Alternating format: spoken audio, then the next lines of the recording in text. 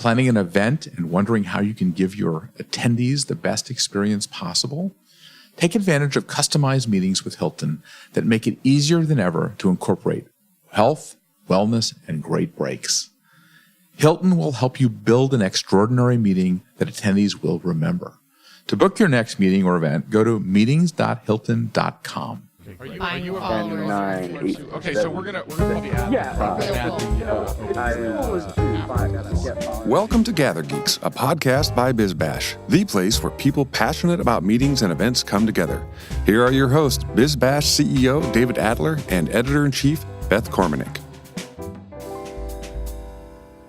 Hi, David. Hey, Beth, here we are, another Gather Geeks podcast. Today, our guest is Giuliano Lissoni, Managing Director for Canada for global event management firm MCI. And I mean global. They have 31 offices on 6 continents. We're going to get a global perspective on what works in meetings, from how to structure content to setting up a data measurement system. David, this is the world is shrinking discussion. There's lots to learn from event professionals across the world. Absolutely. And I was kind of blown away that these guys are expanding so rapidly around the world and how they try to really use local talent to make their case in a local market. So they're not trying to come in and be something that we are not already having in the local market. And they're taking these companies and they're streamlining them and putting together in different ways that keep that sort of local presence, but also uses best practices on a global basis. Right, and you're going to get into these best practices with him, from event design, something as basic as seating, how that can make a big difference, how to think about structuring your education deliveries, whether that's a keynote or a panel, like how are you doing that to engage people. And he's also going to share the events that he goes to for inspiration, not just his own events. Yeah. So that's a valuable thing. So let's take a listen. So Giuliano, tell us a little bit about what MCI does and the fact that you're now positioning yourselves, at least in when you look it up on Google, as the world's largest conference producer. Tell us a little bit about what MCI is and how it got there. And then I want to go into sort of your background and how you got to where you are in Toronto. And then I want you to be the one that gives us the global perspective. That's good. So at MCI, we define ourselves as a building community company because we think that this is in our industry. This is what really matters, right? It's about putting people together, but you need a purpose, you need a mission for that. So that mission is frequently around the community, around people with the similar understanding, with similar interests, coming together, sharing a space, a live space, the hybrid space, a digital space. This is what we call community. So this is the way we look to our company, and we go beyond just providing logistics services or production capabilities. We see ourselves in helping institutions, either for profit, not for profit, to build their own communities and to manage their own communities. So this is the way we see ourselves. Give us the scale. I mean, you are big. You operate in how many countries, and how many people are involved in the organization? Yeah, we have offices in more than 30 countries, 31 countries right now, and 60 offices, and more than 2,500 employees, globally speaking, right? So in North America we have around 500 at this point, and the other 2,000 are in Europe, Latin America, Asia Pacific, Middle East, and we have this global coverage. And we basically work in every place in the world. There's more than 6,000 projects that we deliver every year. It's very interesting to have this, global footprint with the global perspective. And do other companies have the same thing? Are you so far ahead of everyone else, or where do you sort of stand in your competitive set? In our industry, we used to say that we are the only pure event management company with this global footprint, because other companies, they might be part of a travel company, they might be part of advertising company, but like being like a pure event management company, we're basically the leader in that field. And in terms of your product mix and the kinds, event's a big word. You do everything, or do you have a defined scope of what you consider an event? We have many types of solutions, and we work with different types of clients. So that's the way we position ourselves. So we work with companies, like, if you have to organize a sales meeting or incentive travel, and like a corporate retreat and a board meeting and things like that. So this is our corporate side. But we also have the association side, which is non-for-profit most of the time, like organizing congresses, some of the big congresses in the world, like the World Heart Congress or the EULAR, which is the largest rheumatology event in the world that happens in Europe. But beyond that typification of clients like corporate and association, we have many services that we provide to them, like digital services, logistics, association management and consulting, the Congress organization, the measurement of live performance, which is a big thing nowadays, production capabilities.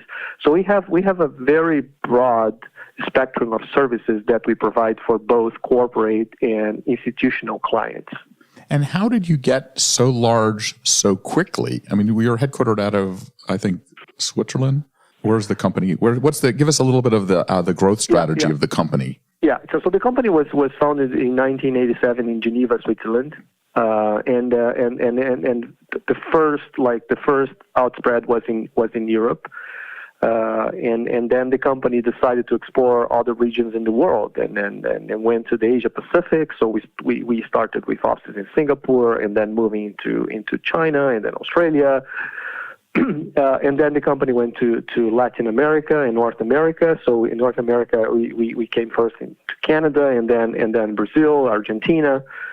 And the United States it is a fairly new operation. It started in 2015 as a formal offices, and the company has been growing both organically and by acquisition. So we follow the guidelines, we follow the handbook of the growth.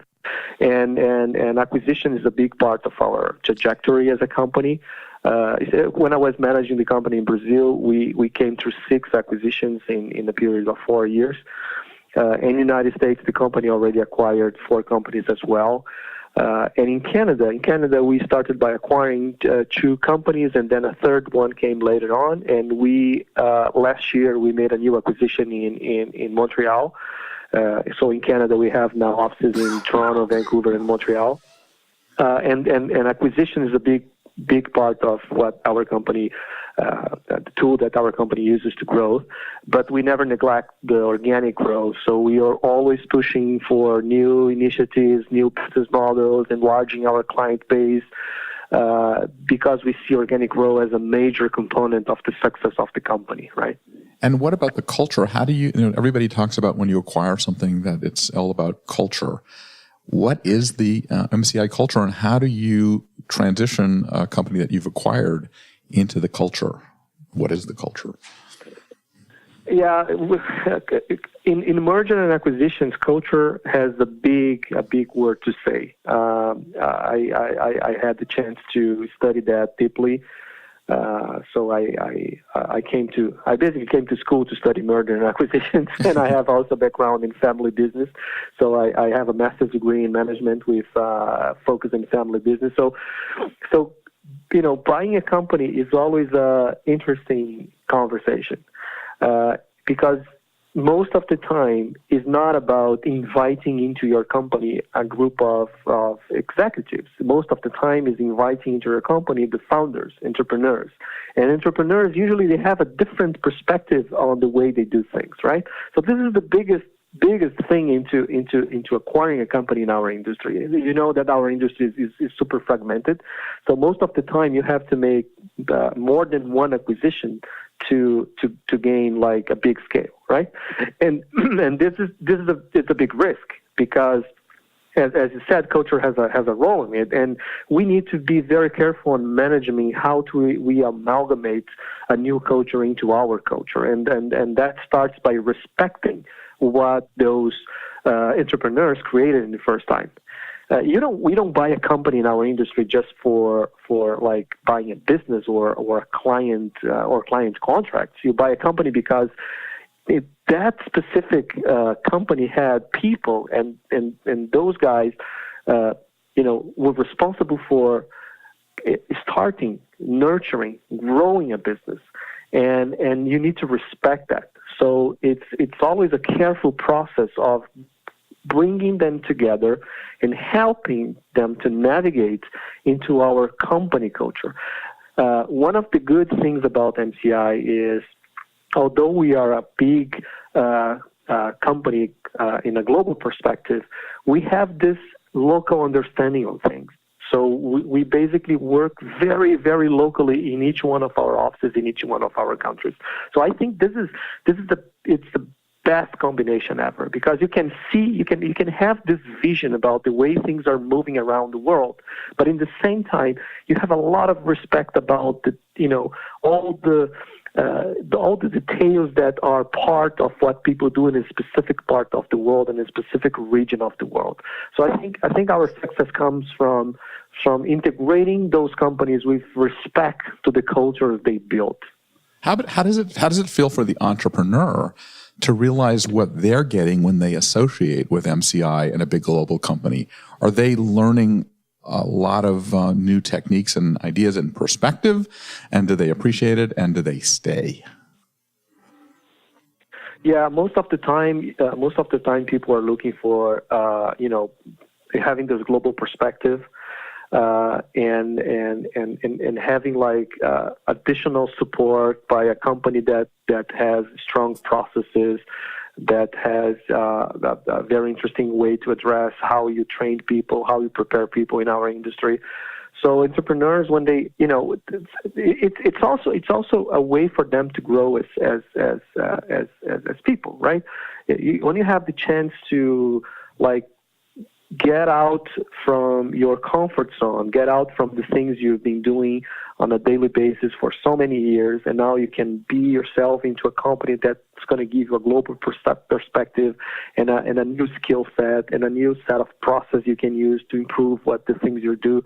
And this is the type of perfect combination that entrepreneurs look when they merge into our company. So let's bring it back to you, because you've now been on both sides of this, I'm assuming.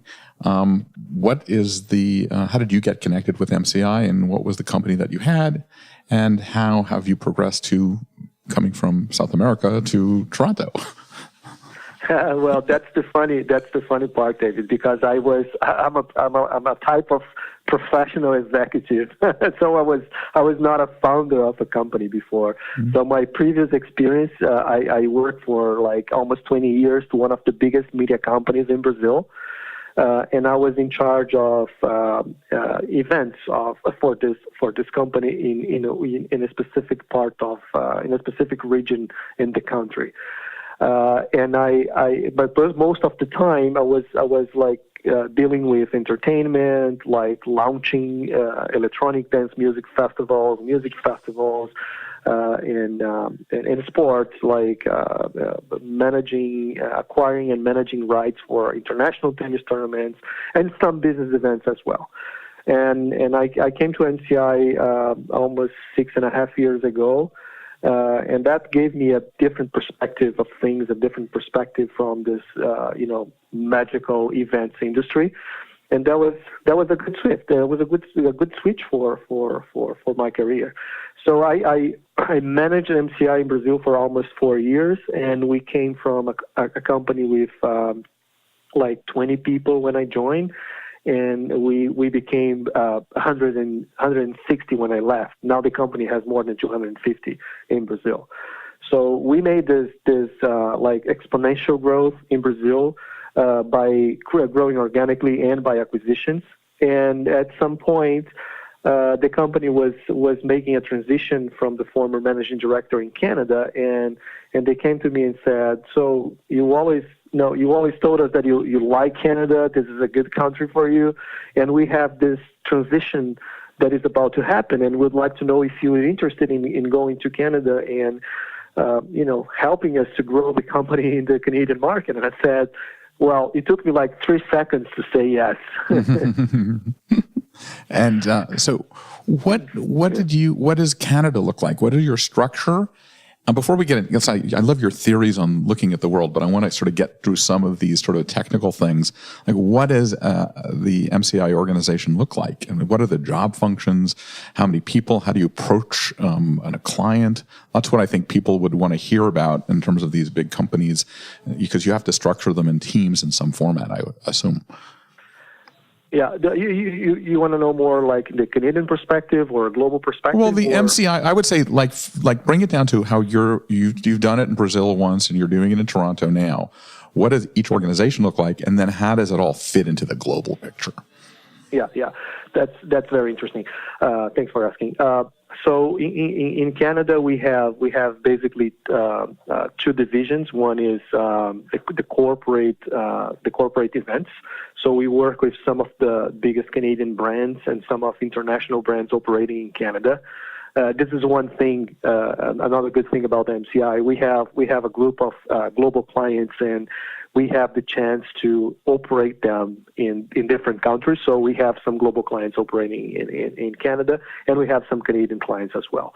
And the association side of the business, the institutional side of the business, we work with mostly inbound business, which means international congresses coming to Canada. So most of our business in the association division is inbound business. It's bringing business into Canada. So it's being part of the economic development and all that stuff. We have a new division in Canada. We call it asset development. Sorry. And asset development means we're making some strategic investments in assets in partnership with other organizations. So Campus Party is one of the projects that we have this partnership for Americas, not the whole Americas, but Brazil, Argentina, and launching United States and Canada next year. But one example here in Toronto is the Blockchain Revolution Global, which is a joint venture that we established with the Tapscott Group. So Don Tapscott is a worldwide recognized author, writer, and speaker in the blockchain world. So we work together in many occasions because Don had spoken in our Campus Party event many times in the past. And we eventually, after having many strategic conversations, we realized that was an opportunity in the market to build a community, a global community of enterprise blockchain, because most of the blockchain events in the world are focused on crypto, and they are very regional. So we thought that would be a good opportunity for launching a new brand in this world to focus on the enterprise blockchain. And so this is an example of we call it asset development, which is identifying gaps, opportunities in the market, and joining partnerships to creating partnerships to be able to launch those new projects. So basically, in addition to our corporate division and institutional divisions, we have this asset development division that we are now nurturing in North America. So it's entrepreneurial. So you're able to get client business and also develop your own product in many cases, it sounds like. Exactly. This is not our, I wouldn't say this is our core business, because our core business is being like a service management company. Mm-hmm. But we understand that there are some markets have some needs, and we can use our global footprint, we can use our capabilities to help other partners, other companies to launch new things. So this is the case for Blockchain Revolution Global, and this is the case for launching Campus Party in North America in 2020. We have conversations now with 3 cities in North America, and we believe that project is coming to life in next year. Okay, let me go into now that we sort of understand the MCI sort of juggernaut of what you do, you're an innovator. You're known as an innovator. And this asset piece sounds like it's there for a reason because you seem to be sort of an expert in this area. I have been using, from our initial conversation that we had about 6 months ago or 5 months ago, I've been showing people Campus Party in my presentations. And people have been going crazy about it. Can you give us a little bit of color on what Campus Party is and why you're so excited about it?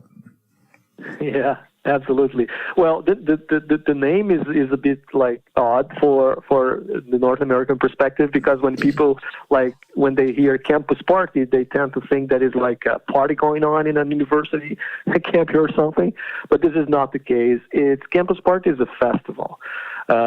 It was created almost 20 years ago in Europe, in Spain, and then the project started to spread out to other regions in the world. And Brazil was one of the pioneers in having Campus Party, I guess 12 years ago. So we as MCI, we got involved 5 years ago with Campus Party.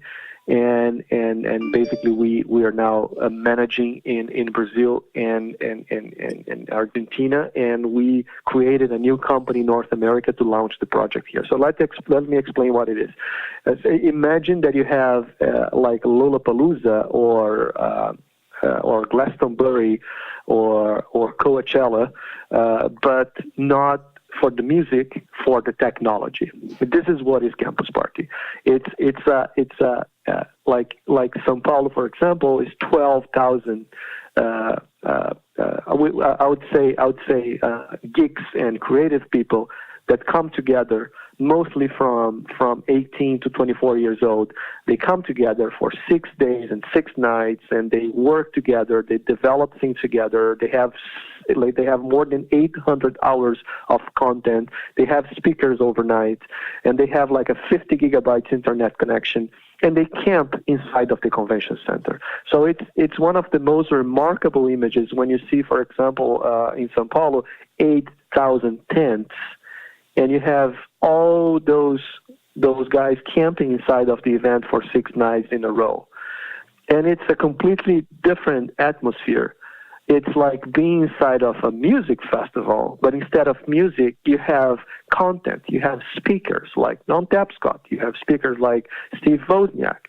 You have the co-founder of Netflix. So that type of content that is created and generated for Campus Party. But this is not everything. So another good thing about Campus Party is it's almost all the content is created and nurtured by the communities. So we have, for example, 12 stages, and we are like our job is to fulfill the main stages only, and the other stages are fulfilled by their communities. So the communities, they self-organize, they come, they suggest, they find the speakers, they bring the people in, and they come with the speakers. So it's like a big community gathering. We don't say, we own Campus Party. No, because we don't. The community owns Campus Party. There's a community online called campuse.ro, so we call it Campusero. That community is like more than 600,000 people, and that community is made from past and current participants of Campus Party. And this is the type of building community that we're talking about, right? So Campus Party is like a music festival, but instead of music, you have high-level content focusing on technology and innovation. And instead of beer, you have 50 gigabytes internet connection. And what is the business model for making money on it? Campus Party is a brand that belongs to Campus Party Limited. It's an European company, and we in Latin America, Brazil and Argentina specifically, we work in a partnership mode.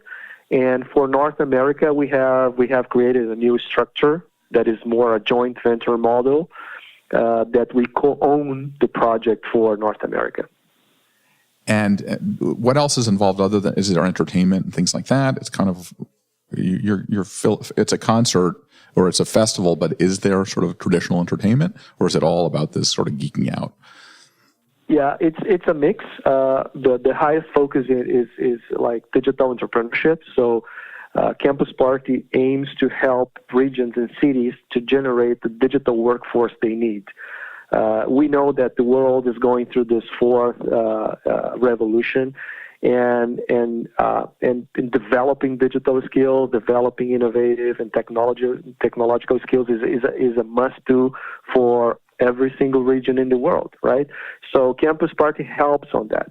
Campus Party is not a gaming festival, although there's gaming, there's video gaming, there's esports inside, but this is not the focus of Campus Party. Our focus is digital entrepreneurship, right? Yeah, wow. And things like, I'll give you a very simple example. There was this guy. He came a few years ago to talk to us, and he has this mobility disability. I mean, he was in a wheelchair, and he said, I mapped the city of São Paulo, and I want to create something that people can use to visit places, to go to places.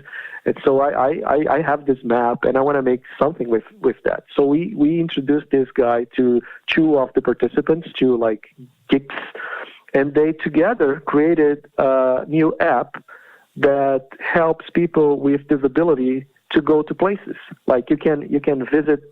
You can check the app which retail stores are friendly, which bars, which restaurants are more friendly to go if you have some disabilities, and at some point companies started to come to ask to make advertisement in this app to make sure they can attract this audience. So this is an example of digital entrepreneurship. And is it happening actually on the floor? Is it happening right there live, or is it they're getting together and developing these afterwards, or is it like one giant hackathon here going on? They can develop things while they're inside of the event, but most of the time the event is to connect people, right? Mm-hmm. So it's a chance to get in contact with like-minded individuals, people that have the same aspirations, they have the same visions about things, they have the same ideas or very similar concepts, and those guys, they come together. It helps if you're like watching, like we had a speaker with that talking about drones some time ago, and you see like an audience of in front of the stage 400, 500 of those innovators wanting to learn more about that speaker that was providing additional information of the droning economy in the world, and you see them coming together, and you see them exchanging information, and you see them going to meet and have individual conversations to make sure they can create new things.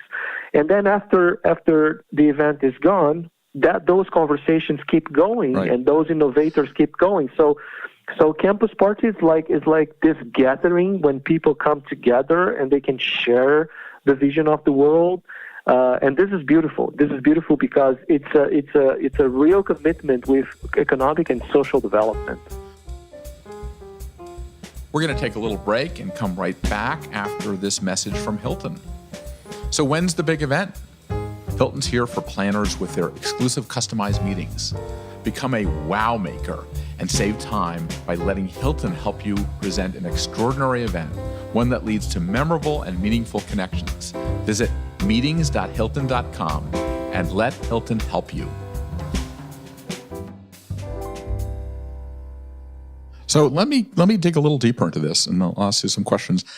Are you seeing this as the model for the future? This is a combination of B2C and B2B. How do you see this changing everything else we're doing in our world of events and meetings? That's a very interesting question, David. I see that this model is very. When you look at the way Campus Party is organized, you can get a lot of ideas on how to implement different things into your traditional events, right?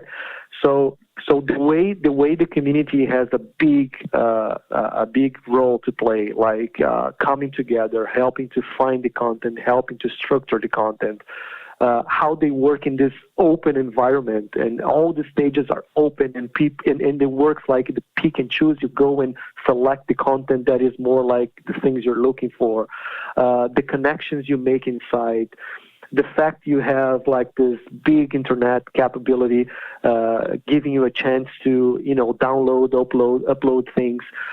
There's many elements that you can see from Campus Party that you can put in other events. So, like, we've been reading a lot now about using hackathons in our industry, right? We've been doing hackathons in Campus Party like more than 10 years ago.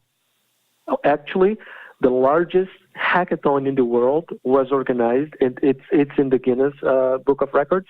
It was organized 2 or 3 years ago in Campus Party in Mexico. So if you go to the Guinness World of Records and look for the largest hackathon in the world, it was inside of Campus Party, Mexico. So we've been seeing the use of hackathons in generating innovation for quite some time ago. I remember one of our traditional MCI clients was a water association, and they wanted to use a hackathon inside of Campus Party to create something new that would help to prevent water waste, right? So we got 72 projects for the hackathon, and during the Campus Party, we run that hackathon, and the winner was actually a physician, and he had nothing to do with water industry. He was a physician in a specific field of healthcare, but he was like a geek and a passionate about technology. So he was able to work with some friends to create this app that helps you to inform the city management when you have a water waste, and they can go and fix it right away.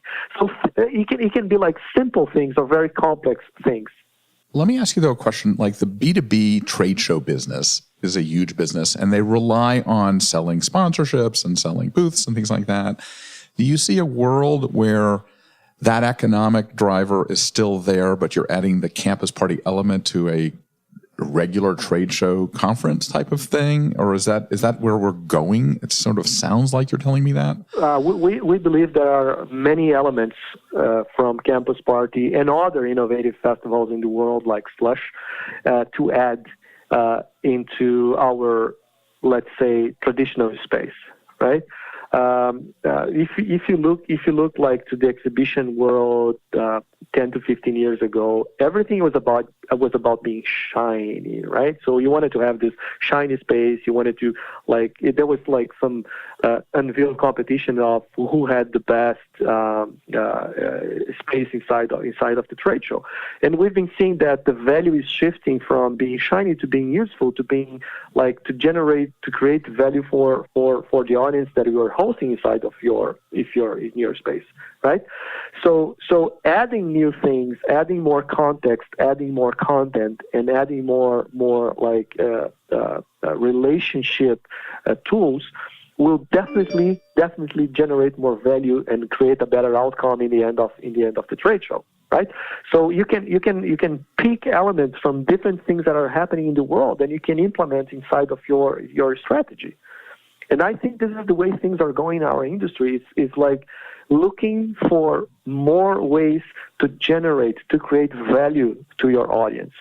Right, and it's kind of like an intersection of content, context, connection, and everything else. That's kind of an amorphous thing that you're getting. That's, how do you define this as the value? Absolutely. I mean, we know that content is important for an event, but context and communication and collaboration.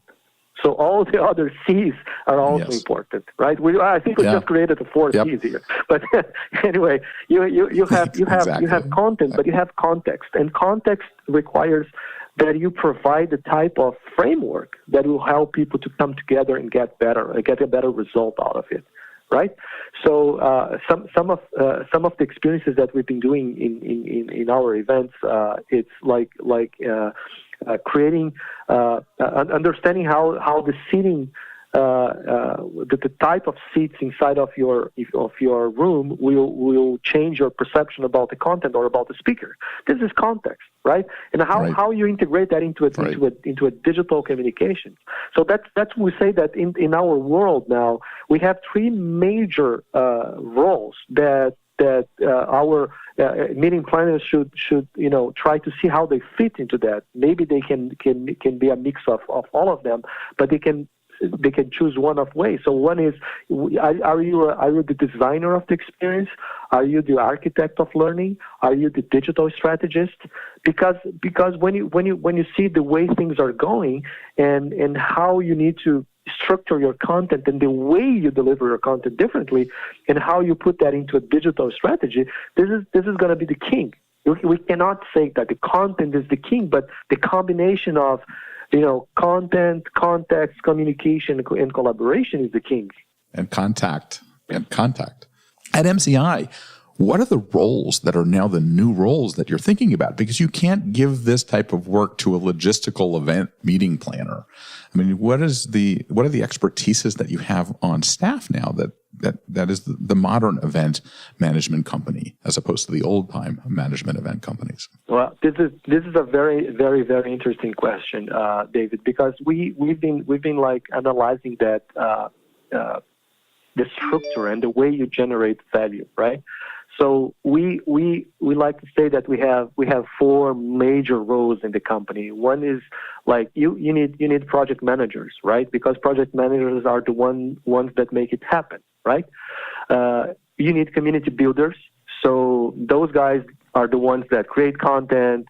They create, they measure data, they find correlations between data, they use the analytics. Those are the community builders. And you have the experts in transformation.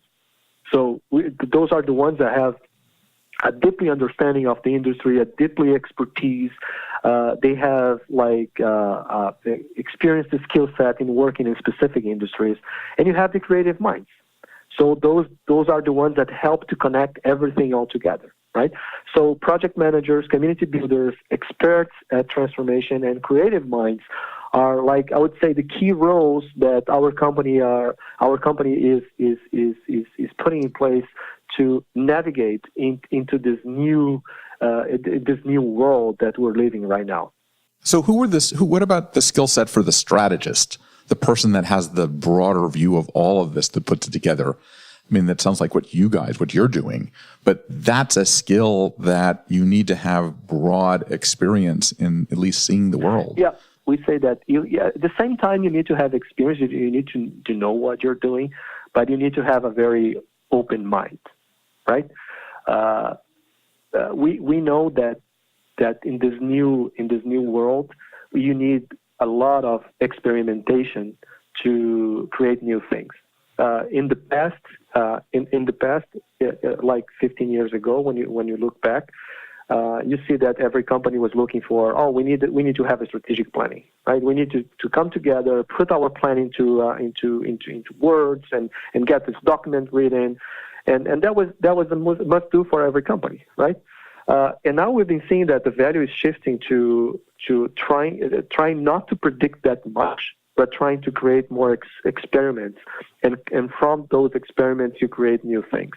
So this is the way we see. I mean, it's important to have everything that has to be in control, but in the same time, which elements that you're going to have like a very open mind, and you're going to bring people from other perspectives together, and to create new things. Like, for example, one of our divisions in UK, we call it MCI Experience. We don't see that company, MCI Experiences, as meeting planning company. It's a completely different approach. So every time we have to go through a solution to a client, we bring together like psychologists and sociologists and people that have a deeply way to look to transformations happening in the world and happening with the individuals. And when you have to design a customer journey, you need to bring people from different perspectives. And this is part of being open-minded that I just mentioned before. So in the same time that you have to trust your experience in that specific field. In the same time, you have to be open-minded and bring people with different backgrounds and different perspectives. And together, you can design and create an experiment, and that experiment can be the source of a new thing, an innovative element, or a new business model. So how do you know when an experiment works, and what are some of the ones that have worked and some of the ones that have not? You need to track your data. So at some point you need to become a data wonk, right? So you need to analyze every single aspect. You need to track every single element from your experiment. And this is the difference between the concept of learning and the concept of validated learning, right? So if the concept of validated learning, it's a very traditional concept in the startup world, because every single point of contact between your project and your customer needs to have a small watch. I mean, it's a metaphor, but you need to have this small watch tracking your performance, right? And this is not new. This is like if you look to companies like Scandinavian Airlines, which is a very successful airline in the world, former CEO John Carlson, he was the one that created this concept of the moments of truth. So every time a customer gets in touch with you as a company, it's a moment of truth, right? So it's the same in an experiment. You need to map those moments of truth, and you need to find a way to measure and analyze the data you collect, and then you generate validated learning. That validated learning, is the tool that you're going to use to change or to keep doing the things that you were doing in the first place, right? So it's like our industry, as many other industries in the economy, are learning from this startup culture on putting things together in this experimental way, tracking results and making the changes if they are required. Is the validated learning department at MCI or whatever it is part of the culture? It sounds like part of the secret sauce. I mean, this is the way we've been doing for a long time as a company. One of our acquisitions a few years back is a company called Fair Control. Fair Control was created in Berlin, Germany, and we acquired this company because this company has a big potential to provide ROI measurement of live communication. I mean, if you have an event is a live communication tool, right? So you need to find ways to measure the ROI. So this was an experiment, like buying a company that is like a bit, it's like outside of the core business, but in the same time, it can generate value to our customers. This was the key thinking behind that acquisition. But then you make your test, you run, and you see how it goes. And we've been so successful in using Fair Control to provide ROI measurement for clients. And this is an example of success that came from an acquisition. Right?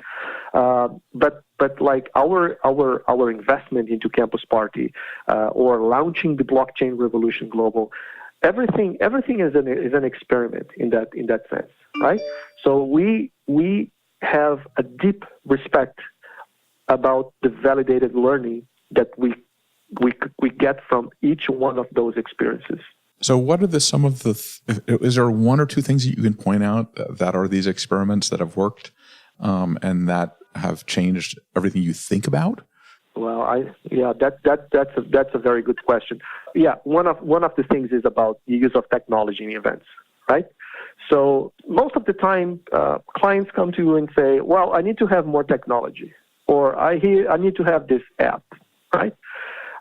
And we've been like analyzing everything that technology can create in terms of a successful outcome, and then we can go back and say, well, this is how we can approach things. But technology is only useful if it's focused on trying to solve a problem, right? So we use that understanding to do the reverse engineering and help the client to understand why he or she needs a technology. And sometimes the technology they are thinking about is nothing compared to what they need. Sometimes it's way more simple. We have more simple technologies that can give you better solutions. So this is an example of like a company like us with more than 6,000 projects a year. We have a good sense about things that work and things that do not work. So we need to use that to help our clients navigate when they come to you and say, we need more technology, we need more innovation. So the question is why? What is the problem that you're trying to solve when you think about technology, right? And we need to help them to connect things. So this is I think this is the perfect example of how we can use the amalgamation of knowledge that we create every year, helping organizations all over the world to have their meetings and events, right? Yeah, it's sort of funny. So one of the things I do now is I say, okay, let's use this old-fashioned technology. When I ask a question, why don't you raise your hand? And that way people can look around and actually see who else is feeling the same thing that they're feeling. And it's like, oh my God, it's so great. I get your point. So as I could talk for like the next 4 hours with you on this stuff. And it sounds like this is, we will continue these conversations.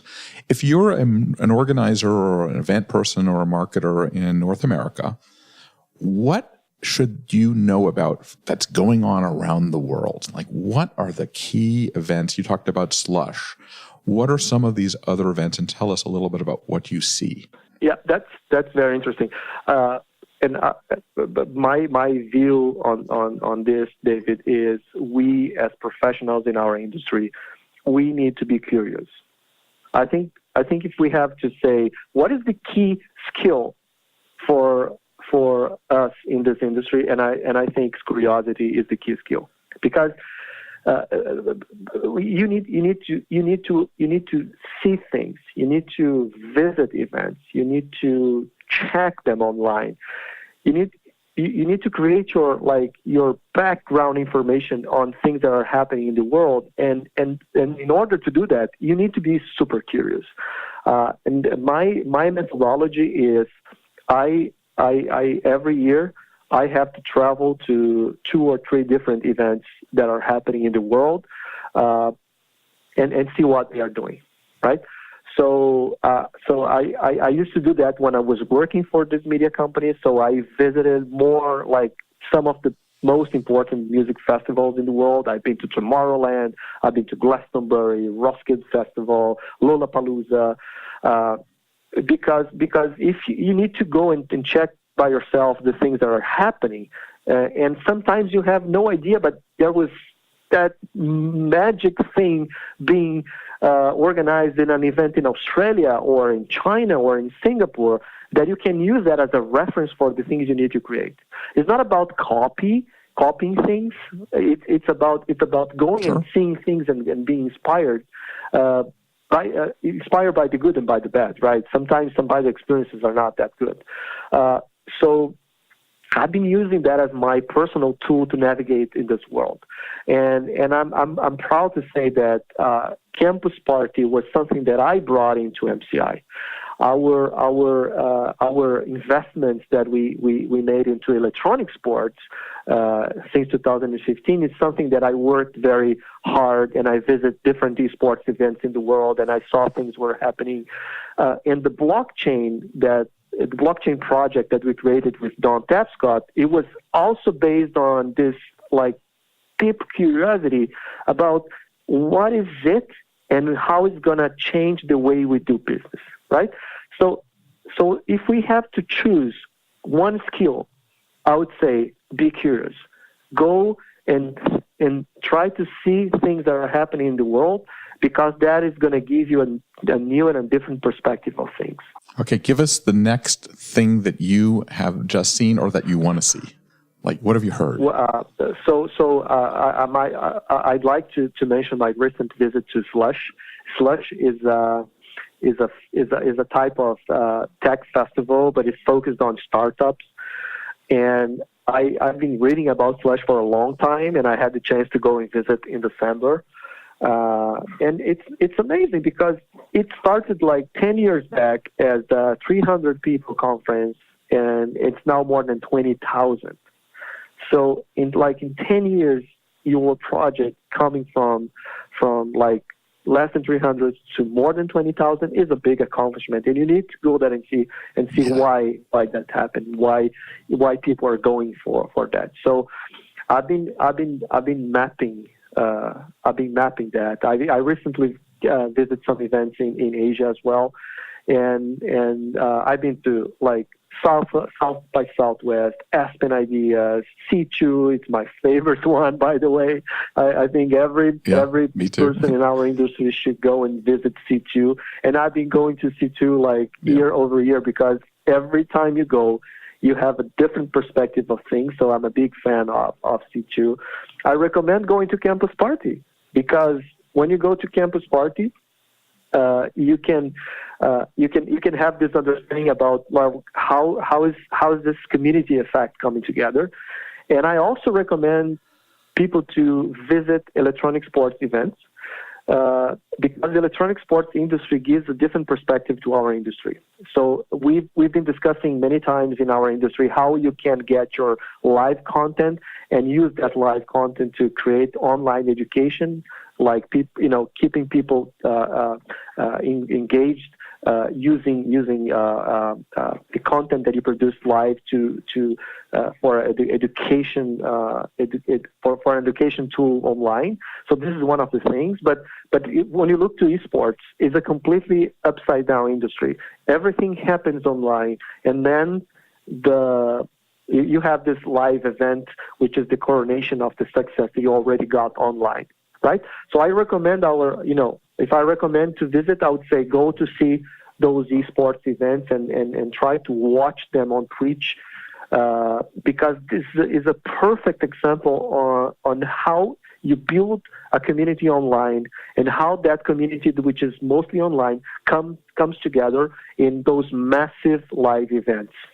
Can you, I totally agree with everything you're saying, but can you give us a sense of what Slush is, just so people get a sense of why it's so interesting? Yeah, Slush, it's a festival in Helsinki, Finland.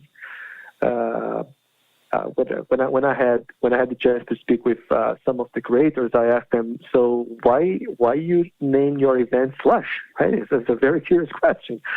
And they said, have you been to Helsinki in December? And I said, no, I've been to Helsinki, but never in December. So they said, so come here and you see by yourself. And that's actually everything around this is slush. you have snow and rain and everything gets very, very slushy. So they got that and they named the event Slush. It's like being in a disco. It's like a conference, but being inside of a disco. But they theme it very carefully, right? Yeah. Everything is dark inside.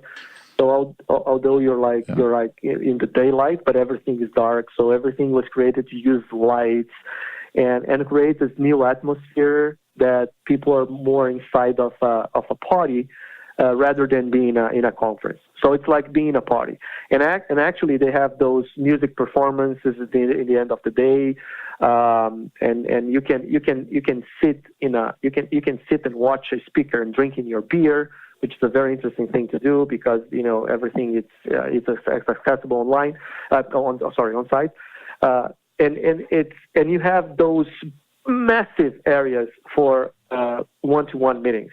And this is the thing they are most proud about is like they have more than 60,000 meetings that happen inside of Slush during those days. It's only 2 days, but those massive areas where people come and they book, they either book in advance or they can book while they're on site. And this is something that is like it's a good way for creating network, right? So we say that in our industry, content is important, networking is also important. But how you structure, how you create the network, it's a different conversation, right? So Slush created this network of making people to talk to each other in a massive way, right? So most of the area inside of Slush is dedicated to those spaces where you can meet face to face. So those are some of the things that I like about Slush, and I would also recommend people to visit and see by themselves. Let me end on my big thing that I've been talking about on all my speeches and things like that are learning and development is kind of the hot thing right now. And so you see Dreamforce, where you have 180 to 200,000 people coming. You're going to have AWS, which is going to be doing a training event, which will have hundreds of thousands of people that will be coming. What is your sense of this learning and development? Am I speaking correctly? Well, first of all, you now have way many sources to buy or just get access to content online, right? So the content that you provide in a conference needs to give you a different perspective. And this is why one of the roles that I mentioned before is the architect of learning. It's not just putting a speaker in a stage and that speaker is going to talk for 1 hour and you cannot just assume that is a content delivery, right? So you need to figure it out when you design your experience, when you're going to create the context for that content. How are you going to deliver that in a way that people will go home and they will say, "Wow, that was worthwhile." Right? I should come here every year because the way I've been seeing things here, it's different than just going online and getting access to things, right? And in those massive events, I think content mixed up a little bit with the networking thing, because it's a chance for people to go and learn from peers. Right, and this is why brain dates are getting more and more famous and more used inside of conferences. Because if I'm going to a conference and I wouldn't say an expert, but I know about a specific subject, and I can make that knowledge available for other people. So I go into the brain dates and I put myself available, and then someone from the other side of the world that will be joining the same conference is interested in knowing about that. And this is also content, right? So this is the moment that your content and your networking, they mix up a little bit, and then is the moment that when you go home you think, wow, I was able to watch that keynote speaker that, he brought this perspective of things that I never heard before. But I also met with this guy XYZ, and I got a different understanding about specifics of those technologies, of those applications, or those types of life sciences. Or the topic's is not the thing. But and when I go home, I think, wow, that was great. That was great. And this is the feeling that you want your participants to go home after your conference. You want them to think about the moment they have and everything they lived through those days, and they need to go home and thinking that was a remarkable thing. Because going to a conference just to listen things that you can like just read online, that's not going to be worthy, right? You need to get a different flavor, a different perspective, and like even when you're structuring a panel, what is the importance of the moderator of that panel? That person should be like a very experienced and a very with a big knowledge on the way you moderate a panel, because if you ask the right questions, the conversations get more interesting, right? Totally. It's interesting what we're actually having a real live brain date right now, and it's kind of it's showing people what it's like to have this impromptu conversation that we're not really planned, but we're just talking to each other, and the idea of using sort of the exploration aspects of it, where nothing is sort of pathed perfectly. It's a little messy, that type of thing.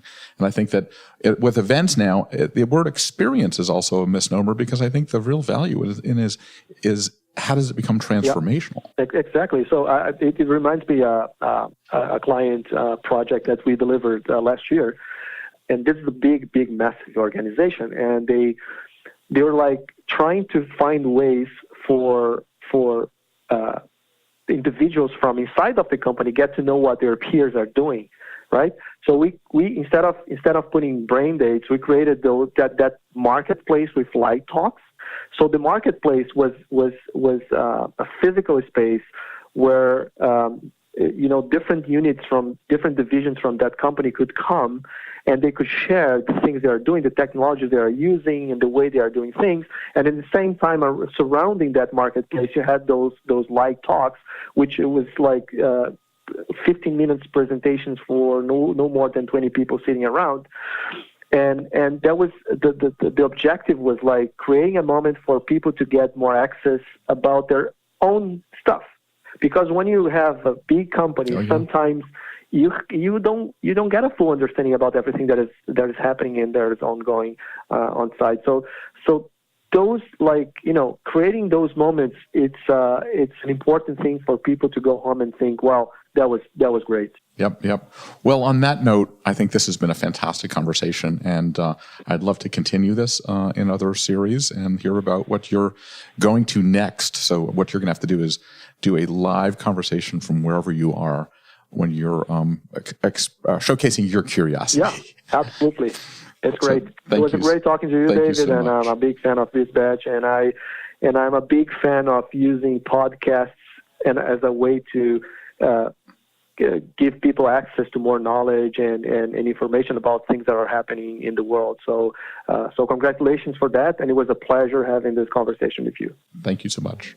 Thanks for that conversation, David. We are back in our podcast studio. I'm ready to check out Campus Party. Maybe not spend the night in the convention center. You don't want to spend the night in the convention center in a tent and not be in a flood? I don't know about that. But what is it about that event that struck you so much that it's now part of your presentations when you speak to industry groups? Because it's the combination of entertainment, learning and development, and participation.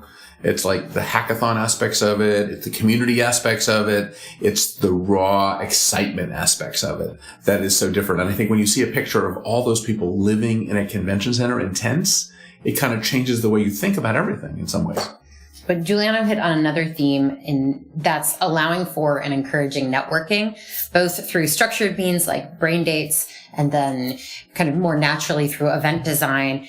And also a key question about your content. How is someone presenting in a different way than what we can find online? So it was really interesting. Well, we always say that it's content is no longer king. Contact is king in many cases. And I think that what happens, though, it works together, and that the content stimulates more contact because you want to explore with other people. And I think a lot of times the design of the event is there to facilitate that particular piece. Right. I think we all believe that there's always going to be an element of the live event that you can never truly replicate online. Yes. Well, actually, I just want one other thing, that kind of segues into esports. And that was really interesting that he brought that up, and as something that once happened exclusively online, it's now IRL.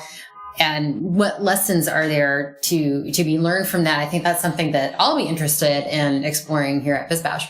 Well, it's interesting also, I had a conversation with the people from the Chicago Marathon, and they were talking about their whole ecosystem of the racing world. And you hear all the trade show conferences that I go to and all the social media conferences, and it all seems to come down to the same exact thing, no matter whether it's an gaming thing. People like the live aspect of it. They like the networking aspect of it. They like the oxytocin exchange that people are studying all the time now between people. And that there's something just really, really incredibly special where you can actually watch people do things and participate, but sort of feel like your energy is being used in positive ways for what you love. Make sense? Yeah. It's looking at it from the outside, it is really, sometimes it can seem confounding, right? Like, why are we watching somebody play video games? But there are a lot of elements, as you point out, that go into that and create a whole participatory experience. Yeah. And just seeing other people it's sort of watching other people. I was at the Game of Thrones premiere last night, and it was really interesting. I was sitting next to a TV reporter, and the TV reporter is usually watching TV alone at home. So everyone was a little jarred when they heard applause and laughing in the middle of the Game of Thrones premiere for 6,000 people at Radio City Music Hall. So it was a different experience, and there was something about the live experience that energized everybody when they heard the clapping and things like that. So maybe movies aren't dead either. Good lessons. So Beth, what is going on at BizBash? Well, I'll mention two recent stories. One was on motion activated walls and installations. This is incorporating tech into events that reinforces a brand message. It's not tech for tech's sake, but it's really a very cool way to integrate that. And we have a bunch of examples in that story. And then just pure event design. We asked event designers to share their favorite statement decor piece, and they shared all sorts of creative and beautiful ideas with us. So lots of inspiration there. And I'll remind our listeners, you can get these stories delivered right to your inbox by signing up for the BizBash Daily newsletter. So I encourage everyone to do that. So before we end, we like to thank the people that are involved in putting this product together, our podcast. I want to thank Dave Nelson, who is our producer. I want to thank Rebecca Pappas for distributing the podcast to all the great locations around the web and all over the place. And also Claire Hoffman for our editorial director of this particular podcast and keeping us on task. So thank you. What do we say now, Beth? Gather on. Thanks for listening to today's episode. If you like what you're hearing, be sure to subscribe to the podcast on iTunes or your favorite podcast app. We can be found on iTunes, Stitcher, SoundCloud, Player FM, Google Play, and Pocket Cast. Be sure to leave us a rating and review. It helps others discover the Gather Geeks podcast. We'd also love to hear from you. You can leave feedback on Twitter @GatherGeeks or leave us an email, gathergeeks@bizbash.com. We hope you'll join us again for the next episode of Gather Geeks. Until then, gather on.